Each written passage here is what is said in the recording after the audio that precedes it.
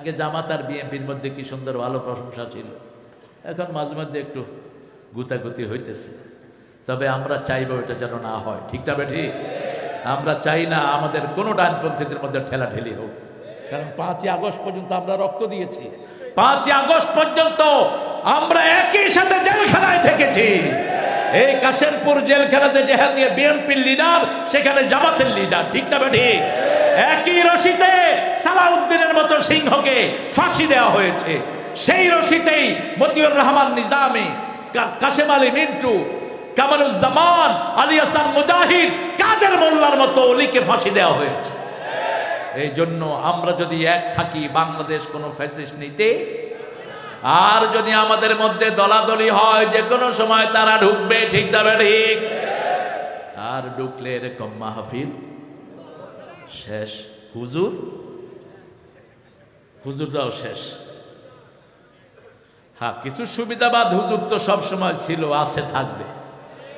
সবচেয়ে সুবিধাবাদ যেগুলো গত সরকার আমলে মামলা খায় নেই, এগুলো হলো সুবিধাবাদ হুজুর। আমরা ইসলাম নিয়ে থাকবো, ইসলাম নিয়ে বাঁচবো, রাজি আছি তো? আমার যে ভাই নামাজ পড়বে সে আমার ভাই, সে আমার কি? আমার যে হিন্দু ভাইয়েরা কোরআন হাদিসকে ভালোবাসবে তারা আমাদের অংশীদার হয়ে যাবে, ঠিক না ঠিক?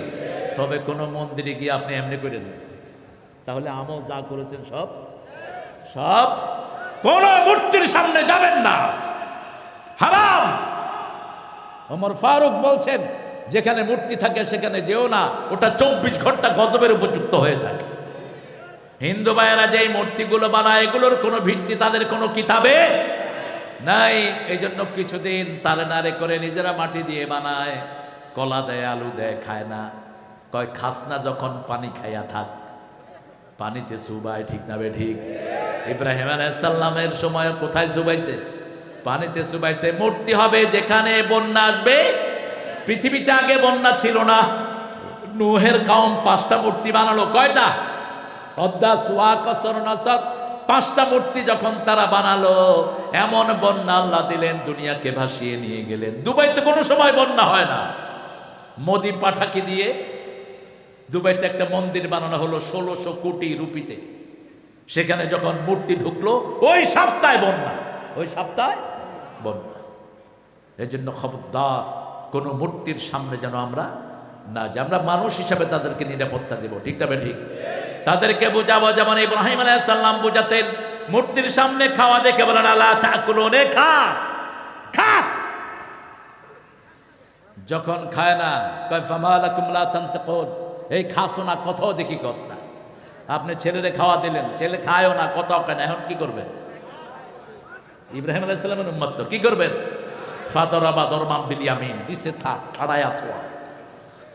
এক চোয়ার, 2 চোয়ার, চোয়ার দিতে দিতে মাথা টাথা ভাইয়া বুড়াটার গর্দানে কুঠার উঠায় রেখেছেন। নমরুদ এসে বলল, মান ফাআলা হাযা বিআলিহাতিনা ইয়া ইব্রাহিম, হে ইব্রাহিম, আমাদের ইলাহগুলোর সাথে কে কাম করেছে? তিনি বললেন, না আমি করেছি। বলছেন, বাল ফাআলা কাবীরুহুম, কত বড় দার্শনিক। বাল ফাআলা কাবীরুহুম বলছে তোমাদের বড়টা করছে। কুঠার উঠা দিছে কোনটার উপর? থুম্মা নুকিসু আলা রুসিহিম, নমরুদ সহ সবার মাথা নিচের দিকে। তারা বলল, হাউলা লা তানতিকুন, ও ইব্রাহিম তুমি তো জানো এরা কথা বলে না। তিনি বললেন, উফিল লাকুম আইফকান আলিহাতান দুনাল্লাহি তুরিদুন, আফসোস তোমাদের জন্য, এই ভুয়াগুলিকে কেন ইলাহ বানিয়ে রেখেছো। ইন্নী ওয়াজ্জাহাতু ওয়াজহিয়া লিল্লাযী ফাতারাস সামাওয়াতি ওয়াল আরদ হানিফা ওয়া মা আনা মিনাল মুশরিকিন। আল্লাহর দিকে মুখ ফিরালেন। এবার নমরুদ বলল, হাদরিকুহু ওয়ানসুরু আলিহাতাকুম, একে পুড়ে ফেলো। যখন কোনো কিছু আর কাজ হয় না, তখন ফাঁসি দিয়ে দাও, ঠিক না ঠিক? বাস, হাদরিকুহু, আগুনে পুড়ে ফেলো। ইব্রাহিম একা ছিলেন। কয়জন? সুবহানাল্লাহ বলবেন না? একাই উম্মত। ইব্রাহিম কানা উম্মাতান কানিতান শাকিরান লিআনউমি, একাই ছিলেন উম্মত। সূরা নাহল, একাই উম্মত। তিনাকে আগুনে পোড়ানো হবে, বিশাল করে আগুনের কুণ্ডলি জ্বালানো হলো। লোকদেরকে দেয়া হলো ইব্রাহিম আলাইহিস সালামকে আনতে, এত ভারী তিনি। শয়তান এসে বলল, নবীদের সাথে শত শত নয়, লক্ষ লক্ষ ফেরেশতা রেখে দেন কে? তোমরা যদি ইব্রাহিমকে নিতে চাও, মেলার আয়োজন করো। মেলার ভিতরে ছেলে মেয়ে একসাথ হয়, জিনা আছে যেখানে ফেরেশতা নাই, সেখানে মেলার আয়োজন করা হলো। ছেলে মেয়ে একসাথে ঢলাঢলি, বাস কিছু ফেরেশতা কমে গেল, তারপরেও নেওয়া যাচ্ছে না। এবার ফেরেশতা আবার নমরুদকে শয়তান পরামর্শ দিল, ইব্রাহিম আলাইহিস সালামের জামা খুলে ফেলো, কাপড় খুলে ফেলো। যখন কাপড় খোলা হচ্ছে, তিনি কাঁদা শুরু করলেন। আল্লাহ বললেন, ইব্রাহিম কেঁদো না, জান্নাতের পোশাক পাঠিয়ে দিচ্ছি। জান্নাতের পোশাক তিনাকে পাঠিয়ে দেয়া হলো। আর বলা হলো, ইব্রাহিম এই জান্নাতের পোশাক তোমাকে প্রথম কিয়ামতের ময়দানেও আমি পরাইয়া দেব। ওই পোশাক দিয়ে যখন আগুনের দিকে নেওয়া হচ্ছে, আগুনকে আল্লাহ নোটিশ করলেন, কুলনা ইয়া নারু কুনি বারদাও ওয়া সালামান আলা ইব্রাহিম। আল্লামা ইকবাল অনুবাদ করলেন, আজ भी हो इब्राहिम का ईमान पैदा, आग कर सकती है अंदाजे गुलिस्ता पैदा। বাংলার শ্রেষ্ঠ রেনেসার কবি আল্লামা ফারুক, আমাদের কবি হলে ফারুক আহমদ অনুবাদ করলেন বাংলাতে, আজ যদি হয় ইব্রাহিম আলাইহিস সালামের ঈমান বিদ্যমান, আগুন হয়ে যাবে খুবসুরত এক ফুলের বাগান। আগুনে ঢুকিয়ে দেয়া হলো। তিনি আগুনের ফুলকিগুলোকে হাত দিয়ে নাড়ছেন, মনে হচ্ছে আগুনের ফুলকিগুলো গোলাপের পাপড়ি। এই অবস্থা দেখে নমরুদের মেয়ে পড়ছে, লা ইলাহা ইল্লাল্লাহ, লা ইলাহা ইল্লাল্লাহু ইব্রাহিম খলিলুল্লাহ। রাসূলকে খলিল উপাধি দিয়েছেন কে? মৃত্যুর আগে রাসূলকে আল্লাহ খলিল উপাধি দিয়েছেন। রাসূলের দুইটা লকব, একটা হলো হাবিব, আরেকটা কি খলিল। আল্লাহু আকবার। এই জামাটাই, এই জান্নাতের পোশাকটা ইব্রাহিমের পরে ইসহাক আলাইহিস সালাম পেলেন। ইসহাক আলাইহিস সালাম থেকে ইয়াকুব আলাইহিস সালাম থেকে ইউসুফ আলাইহিস সালাম পেলেন। এই পোশাকটা গায়ে থাকার কারণে কুপি ইউসুফকে ফালানো হলো, তিনি কোনো ব্যথা পেলেন না। আবার এই পোশাক যখন মিশর থেকে কেনানের দিকে রওনা হলো, ইয়াকুব আলাইহিস সালামের চোখ অন্ধ হয়ে গেছে। তিনি বলছেন, ইন্নী লা আজিদু রিহা ইউসুফ লাউলা তুফান্নিদুন, আমি এখনো ইউসুফের গন্ধ পাচ্ছি। আল্লাহু আকবার। কার গন্ধ পাচ্ছে? ইউসুফের গন্ধ পাচ্ছি। যখনই এই জামা নিয়ে চোখের উপরে ছেড়ে দিল, সাথে সাথে দৃষ্টি শক্তি ভালো করে দিলেন কে? সেই আল্লাহ রাব্বুল আলামিন বলছেন, তোমরা নামাজ হেফাজত করবা। রাসূল যখনই দুঃখে পড়তেন, নামাজ পড়তেন। আযনিয়া বেলাল আরহিনি বিসসালাত, আযান দাও, নামাজ দিয়ে আমার কলিজাটা ঠান্ডা করে দাও। যন্ত্রণা আছে যেখানে, সালাত হবে। তিনটা জিনিস রাসূলের বড় প্রিয়। প্রথম হলো সুগন্ধি। প্রথম কি? আর আমাদের মুসলমানদের গায়ে থেকে বিড়ির গন্ধ নাই। হ্যাঁ, বিড়ি অবশ্য আপনারা খান না, আপনারা খুব ভালো। এই যে শীতকাল আসতেছে, বাথরুমে বইরাও কিছু, কি কেমনে বুঝাবো এদেরকে? কর বিড়ি আর জর্দা বোধহয় ভালো জিনিস। কি বলে? সাদা, এগুলো মামতো ভাই আর খালাতো ভাই, এগুলো খাবেন না, এগুলো হার্টকে নষ্ট করে দেয়। রাসূলের দ্বিতীয় সুগন্ধি সবচেয়ে আদরের ছিল সুগন্ধি। কোন মুমিনের থেকে দুর্গন্ধ বের হবে না। মসজিদের সুঘ্রাণ পেয়ে ভারতের চিফ জাস্টিস কালেমা পড়ে মুসলমান হয়ে গেছে। আল্লামা ইকবাল জিজ্ঞেস করলেন, আপনি হিন্দুদের প্রধান বিচারপতি, আপনি কেন মুসলমান হলেন? তিনি বললেন, যত পুরানো মসজিদে গিয়েছি তত বেশি সুঘ্রাণ আমি পেয়েছি। সবচেয়ে বেশি সুঘ্রাণ হলো কাবায়। কোথায়? কাবায়। ৯৬ নাম্বার সূরা আল ইমরান, ইন্না আউওয়ালা বাইতিন উদিআ লিন-নাসি লাল্লাযী বিবাক্কাতা মুবারাকা ওয়া হুদাল লিল আলামিন। এই পৃথিবীর প্রথম ঘর আমি মক্কায় বানিয়েছি বরকত দিয়ে। এটাকে আমি হেদায়েতের মার্কাজ করেছি। মসজিদে গেলেই হেদায়েত দিবেন কে? মন খারাপ কোথায় যাবেন? কোথায়? মসজিদে। ঘরে খাওয়া নাই, কোথায় যাবেন? মসজিদে। রাসূল সাল্লাল্লাহু আলাইহি ওয়াসাল্লাম যোহরের পরে একদিন মসজিদে, তিরমিজির সহিহ বর্ণনা, একটু পরে রাসূল দেখেন আবু বকর মসজিদে, একটু পরে দেখেন ওমর ফারুক মসজিদে। রাসূল বলেন, মা আখরাজাকুম মিন বাইতিকুম, কোন জিনিস তোমাদের বাড়ি থেকে তোমাদেরকে বের করে দিয়েছে? সাইয়েদনা আবু বকর বলেন আল জু, সাইয়েদনা ওমর বলেন আল জু, ক্ষুধা। কি ক্ষুধা? রাসূল বলেন, আমিও ক্ষুধার জ্বালায় বেরিয়ে এসেছি। তিনজন বেরিয়ে এক আনসারের বাড়ির দিকে রওনা হলেন। আনসারের বিবি দেখলেন তিনজন আনসারের বাড়ির দিকে আসতেছে। এই তিনজন জান্নাতের মেহমান, দুনিয়াতে এর চেয়ে বড় মেহমান আর হতে পারে? আনসারীর স্ত্রী মহা খুশি হয়ে গেলেন। যাওয়ার সাথে সাথে রাসূল প্রথম জিজ্ঞেস করলেন পুরুষ বাড়ি আছে কিনা, কারণ কোরআন বলছে আগে অনুমতি নাও তারপরে সালাম দাও। আগে কি? আগে অনুমতি। লা তাদখুলু বুয়ুতান গায়রা বুয়ুতিকুম হাত্তা তাস্তানিসু ওয়া তুসাল্লিমু আলা আহলিহা। নিজের ঘর হোক অন্যের ঘর হোক, আগে অনুমতি নাও তারপরে সালাম দাও। সাহাবায়ে কেরাম বললেন, মায়ের ঘরে ঢুকতে কি অনুমতি লাগবে নাকি? রাসূল বললেন হ্যাঁ।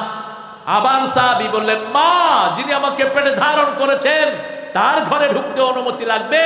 রাসূল বললেন, আতুরিদু আন তারা উম্মাকা উরিয়ানা, do you want to see your mummy nude?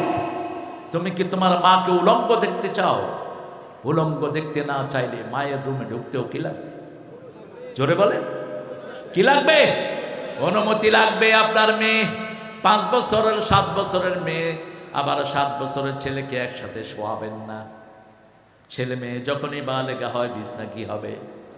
আরো জোরে বলেন, আলাদা হবে। হোস্টেলে দেন, সেখানেও চেকিং রাখেন। হোস্টেলে যেন 2 ছেলেকে একসাথে না দেয়, এক ল্যাপের নিচে না দেয়। 2 মেয়েকে যেন এক ল্যাপের নিচে না দেয়। নিষেধ করেছেন রাহমাতাল লিল আলামিন। ইসলামের চেয়ে সুন্দর আর কোনো ধর্ম নাই, কারো কাছে নাই এত আদব কায়দা। পেশাব থেকে কিভাবে পরিষ্কার হতে হবে অন্য ধর্মের লোকেরা জানে? কথা কর না কেন? হিন্দু ধর্মের লোকেরা পেশাব করে কি করে? কথা কর, কি করে? তেল লাগায়। আমি একদিন এক হিন্দু ভাইকে দেখলাম, উনি পেশাব করলেন, উঠে গেলেন। আমি তখন ছোট, আমি বললাম, ভাই পেশাব করলেন, পান নিলেন না? খাইছি পানি, গেছে পানি, কি এর পানি? আমি চিন্তা করলাম ব্যাপারটা কি, খাইছে পানি গেছে পানি মানে? আমিও টোপে টোপে থাকলাম যে বাথরুমে ঢুকে কিনা। বাথরুম একটা ছিল আমার বাড়ির পাশে, গণবাথরুম। বদনা নিয়ে ঢুকছে, আমি বদনা লুকায় ফেলছি। আয়সা কয়, এই কে বদনা লুকাইছ? আমি তো বাথরুম সারছি, আমি এটা সূচু করতে হবে। আমি কইলাম, খাইছত বাদ, গেছে বাদ, কি সূচু? কিসের সূচু? মুসলমানদের চেয়ে এত পবিত্র দুনিয়াতে কোনো মানুষ। টিস্যু নেই, ঢিলা কুলুপ নেই, তারপরে পানি নেই। ঠিক দাবা ঠিক? সূরা তওবার 108 নম্বর আয়াতে আল্লাহ প্রশংসা করেছেন, রাজুলুন ইয়াতাতাহহারু।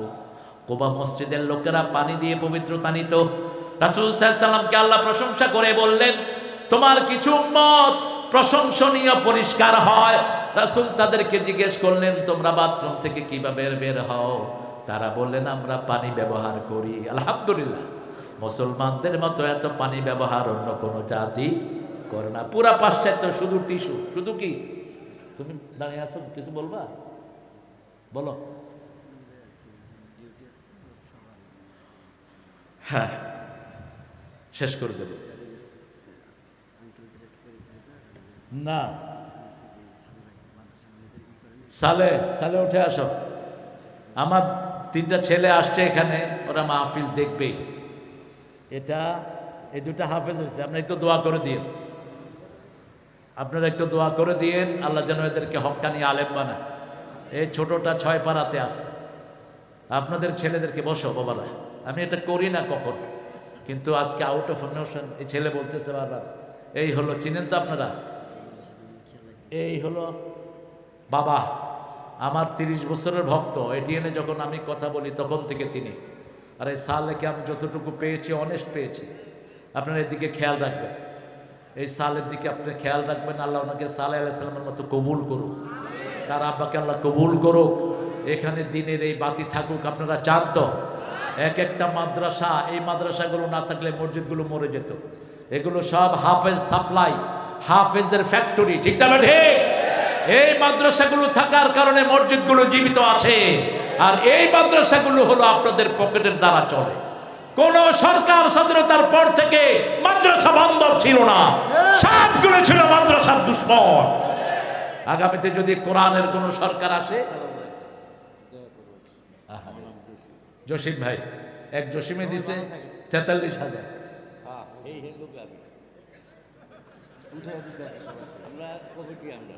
আলহামদুলিল্লাহ, আল্লাহ আমার জসিম ভাইকে কবুল করুক। অনেক সুন্দর মানুষ, আল্লাহ জসিম ভাইয়ের পরিবারকে কবুল করুক। আমরা ইনশাল্লাহ 8টা গুণ আমি খুব তাড়াতাড়ি বলে দেব। প্রথম গুণ ইমান। প্রথম গুণ কি? 2 নম্বর গুণ নামাজ। 2 নম্বর গুণ কি? 3 নম্বর গুণ বাজে কাজ, বাজে কথা বলা যাবে না। আনিল লাগবে যত বাজে কাজ সবগুলো মিথ্যা কথা।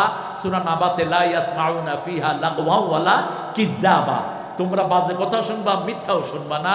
সূরা ওয়াকিয়ার ভিতরে বলছেন লা ইয়াসমাউনা ফিহা লাগওয়া ওয়ালা তাসীমা ইল্লা কিলান সালামান সালাম।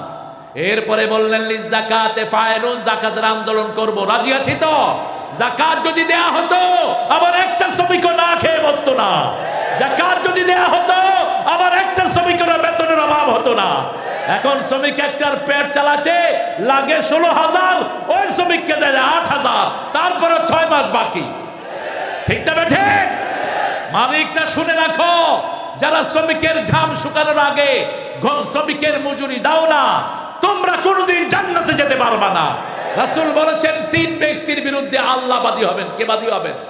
প্রথম ব্যক্তি, বুখারী হাদিস, যে আল্লাহর নামে কসম করে সেই কসম পূরণ করে নাই। 2 নম্বর ব্যক্তি শ্রমিকের মজুরি ঠিকমতো আদায় করে না। 3 নম্বর ব্যক্তি স্বাধীন ভূমিকে যে বিক্রি করে ফেলে। এই 3 ডাকাতের বিরুদ্ধে বাদী হবেন কে? আমরা শ্রমিকদের অধিকার চাই। ন্যূনতম বেতন হবে শ্রমিকদের 30,000। ঠিক না ঠিক? তাহলে শ্রমিক বাঁচবে, মালিকও বাঁচবে। শ্রমিকরা যারা দেখে এরকম কোন গার্মেন্টস, কোন ইন্ডাস্ট্রি মরে যায়নি, কারণ শ্রমিকদের দোয়াতে এরা টিকে আছে। আর আমার মেয়ে শ্রমিকদেরকে বেশি করে যত্ন নেবেন আপনারা, ওদেরকে পর্দায় পুষিয়ে রাখার ব্যবস্থা করবেন। কোন বান্দা যেন ওদের চরিত্রহানি করতে না পারে। আপনারা সবসময় ঐক্যবদ্ধ থাকবেন। আপনারা যাকাতের আন্দোলন করবেন। যাকাত যারা দিবে না তাদের দুনিয়াও শেষ, আখিরাতও। ইয়ামহাকুল্লাহুর রিবা ওয়া ইয়ারবিস সাদাকাত। আল্লাহ বলছেন আমি নিজে সদকাকে লালন পালন করি, আর যে সুদ খায় আমি নিজে তাকে ধ্বংস করে দেই। লিফুরুজিহিম হাফিজুন, নিজের লজ্জাস্থানকে হেফাজত করবেন। গোপনে গোপনে যারা আল্লাহর ইবাদত বেশি করে তাদেরকে সর্বশ্রেষ্ঠ পুরস্কার দিবেন কে? মান খাশিয়ার রহমান বিল গায়ব ফাবাশশিরহু বিমাগফিরা ওয়া আজরুন কারীম। আল্লাহ বলছেন যে গোপনে আমি আল্লাহকে গায়েব জেনে ভালো কাজ করে আমি তাকে শ্রেষ্ঠ পুরস্কার দান করে দেই। আর লোক চক্ষুর আড়ালে যারা গুনার কাজ করে তাদের প্রকাশ্য ভালো আমলগুলো নষ্ট করে দেন কে? লিফুরুজিহিম হাফিজুন। আমার যুবতী মেয়ের কাছে আমি মোবাইল অ্যাক্সেস দেব না, ইন্টারনেট অ্যাক্সেস দিবেন ড্রয়িং রুমে, যাতে করে বাচ্চারা আপনাদের চোখের সামনে কাজ করতে পারে। আপনি তখনও প্রাইভেট অ্যাক্সেস তাদেরকে দিয়েন না। ইল্লা আলা আজওয়াজিহিম ওয়া মা মালাকাত আইমানুহুম। মেয়ের বয়স হয়েছে, বিয়ের বয়স, তাকে বিয়ে দিয়ে দেন। ছেলের বিয়ের বয়স হয়েছে, বিয়ে দিয়ে দেন। রিজিকের চিন্তা আপনি করবেন না। রাসূল বলেছেন, একজন দরিদ্র সাহাবী এসে বলছে ইয়া রাসূলুল্লাহ আমি গরিব। রাসূল বললেন তুমি বিয়ে করো। তিনি বলছেন নিজের পেটই চালাতে পারে না। রাসূল সাল্লাল্লাহু আলাইহি ওয়াসাল্লাম বলেন ওই মেয়েটা বরকত নিয়ে আসবে, তোমার দরিদ্রতা আল্লাহ দূর করে দিবেন। বাংলাদেশের যত পান্ডা পয়সাওয়ালা হয়েছে বিয়ের আগে না পরে? বিয়ের পরে। ওই মেয়েটা বরকত নিয়ে এসেছে। প্রথম বিবিকে সর্বশ্রেষ্ঠ আসিন আসিন রাখবেন। আর যদি আদল করতে পারেন বহু বিবাহের দিকে যাবেন। আদল নাই, বহু বিবাহের কথা মুখেও আনবেন না। খবরদার। ফাওয়াহিদা, একটা। সূরা নিসার 129 আল্লাহ বলছেন লান তাস্তাতি আন তাদিলু। বহু বিয়ে যারা করে এরা ইনসাফ করতে পারে না, একটিকে ঝুলিয়ে রেখে। রাসূল বলছেন ডাবল বিয়ে করে যে সমানভাবে দেখে না, কিয়ামতের ময়দানে এদেরকে অর্ধাঙ্গিনী করে তোলা হবে। এক চোখ থাকবে না, এক হাত থাকবে না, এক পা থাকবে না। বিয়ে করে যারা গোপন রাখে এরা জিনাকার। বিয়ের পরে যারা সন্তান চায় না এরাও জিনাকার। ছেলে হোক মেয়ে হোক, দুটি সন্তানই যথেষ্ট। একটা হইলে ভালো, না হইলে এরা জিনাকার। না হইলে কি? জিনাকার। খবরদার। বিয়ের মূল উদ্দেশ্যই হলো ওয়াবাসসা মিনহুমা রিজালান কাসীরাও ওয়া নিসাআ, মধ্যখানে কাসীর, ছেলেও বেশি মেয়েও বেশি। রাসূল বলেছেন তাজাওয়াদাল ওয়ালুদ আল ওয়াদুদ, বেশি সন্তান নিতে পারে এরকম মেয়েকে বিয়ে করবা যাতে আমার উম্মতের সংখ্যা বেড়ে যায়। মেয়েদের সাথে খারাপ ব্যবহার করা কুফরি কুফরি কুফরি। 5 বার বলেছেন মারুফ শব্দটি মেয়েদের জন্য, আর পিতামাতার জন্য একবার সাহিবহুমা ফিদ দুনিয়া মারুফা, মেয়েদের জন্য বলেছেন আমসিকুহুন্না বিমারুফ ফারিকুহুন্না বিমারুফ, সূরা তালাকের 2 নাম্বার। 19 নম্বরে বলেছেন সূরা নিসা আশিরুহুন্না বিল মারুফ, সূরা বাকারায় বলেছেন মাতান বিল মারুফ হাক্কান বিল মারুফ। এই 5টা মারুফ মেয়েদের জন্য সবচেয়ে সুন্দর ব্যবহার করবেন। তারপরে বলছেন লিআহদিহিম ওয়া আমানাতিহিম রাউন, ওয়াদাটা রক্ষা করবেন, আমানতটা দেখাশোনা করবেন। আলা সালাতিহিম ইউহাফিজুন, এই 8টা গুণ যে মানবে উলাইকা হুমুল ওয়ারিসুন আল্লাযীনা ইয়ারিসুনাল ফিরদাউসা হুম ফিহা খালিদুন, তাদেরকে জান্নাতুল ফেরদাউসের ওয়ারিস বানায়া দিবেন কে? কে দিবেন? আল্লাহ আমার সব ভাইকে 8টা গুণ দান করে দেন। মায়েরা, পুরুষের জন্য যে সুযোগ আপনাদের জন্য সেই সুযোগ। ওযুর পরে পড়বেন আশহাদু আল্লা ইলাহা ওয়াহদাহু লা ওয়া আশহাদু আন্না মুহাম্মাদান, জান্নাতের 8টা দরজা আপনার জন্য আল্লাহ খুলে দিবেন। নামাজের পরে 5 ওয়াক্ত নামাজের পরে পড়বেন আয়াতুল কুরসি। আপনার মধ্যে জান্নাতের মধ্যে পার্থক্য থাকবে মধ্যখানে মউত। আপনি রাতের বেলায় শুতে 4টা সূরা পড়ে শুবেন। কয়টা? 4টা সূরা, 2টা আয়াত। সূরা মুলক, সূরা মুলকের সাথে রাসূল সূরা সাজদা পড়তেন। মা আয়েশার বর্ণনা সূরা বনী ইসরাঈলের সাথে জুমার পড়তেন। আর সূরা বাকারার খাওয়াতিমা সূরাতুল বাকারা, শেষ 2টি আয়াত যারা পড়বে কাফাতা কাফাতা কাফাতা, শান্তির জন্য, সব রকমের বরকতের জন্য, সব বিপদ থেকে বাঁচার জন্য এই 2টা আয়াতই তার জন্য যথেষ্ট হয়ে যাবে। আল্লাহর কাছে আমরা তৌফিক চাই, আমরা যেন আমাদের যা শুনেছি আমরা যেন সে অনুযায়ী আমল করতে পারি। পড়েন আলহামদুলিল্লাহ। ঠিক আছে, আমরা আপনাদের কালকে অফিস আছে, এই জন্য আমি আপনারা যেভাবে বসেছেন সারা রাত যদি চলে আপনারা উঠবেন না। আমি আপনাদের এই মনোযোগকে আমি শ্রদ্ধা করি। কমিটিকে আমি বলবো এরপরে আমি যখন আসবে, আমি 8টার আগে এখানে চলে এসেছি, জামে খেয়েছি আধা ঘন্টা, আমাকে ওই সময় তুলে দিতেন, আমি পুরো 2.5 ঘন্টা আপনাদের সাথে থাকতে পারতাম। তা আমার মুখলেস এখন কথা বলবেন, আমাদের আজকের প্রধান অতিথি আমার মুখলেস ভাই কিছু কথা বলবেন। কোন গজল বলেন? মন আমার কাঁদে রে, প্রাণ আমার কাঁদে রে, যেতে সোনার মদিনা। মন আমার কাঁদে রে, প্রাণ আমার কাঁদে রে, যেতে সোনার মদিনা। যে মদিনা ধন্য হলো পেতব ঠিকানা। পড়েন সুবহানাকা আল্লাহুম্মা ওয়া বিহামদিক আশহাদু আল লা ইলাহা ইল্লা আনতা আস্তাগফিরুকা ওয়া আতুবু ইলাইক। আমাদের প্রিয় অতিথি কিছু কথা বলবেন, তারপরে আমরা দোয়া করব। দোয়া শেষ করে আপনারা এখান থেকে যাবেন ইনশাআল্লাহ। বিসমিল্লাহির রহমানির রহিম। আজকে এই মাহফিলের সভাপতি সাহেব এবং আজকে প্রধান বক্তা আল্লামা তারিক আনোয়ার সাহেব এতক্ষণ ধরে আমাদের মাঝে বক্তব্য করেন। মূল্যবান বক্তব্য সহায় নেওয়ার ক্ষেত্রে উপস্থিত সকল আশেপাশে